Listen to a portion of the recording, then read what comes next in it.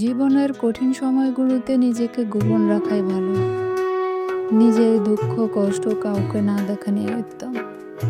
জীবনে যদি কখনো খুব খারাপ সময় আসে, তাহলে নিজের দুঃখগুলো কষ্টগুলো নিজের মাঝে এমনভাবে আড়াল করে রেখো, যেন তোমার গা ঘেঁষে বসে থাকা মানুষটিও টের না পায়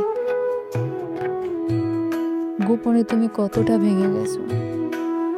পুরে ছারখার হয়ে গেছে মনের বন। হঠাৎ ঝরে গেছে জীবন বৃক্ষের সব কয়টি সবুজ পাতা।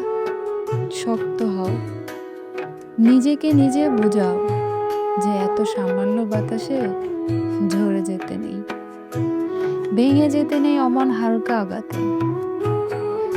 কান্না পেলে একা একা গোপনে কাঁদো, তবুও নিজের দুঃখের ক্ষতগুলো কাউকে দেখাতে যাবে না।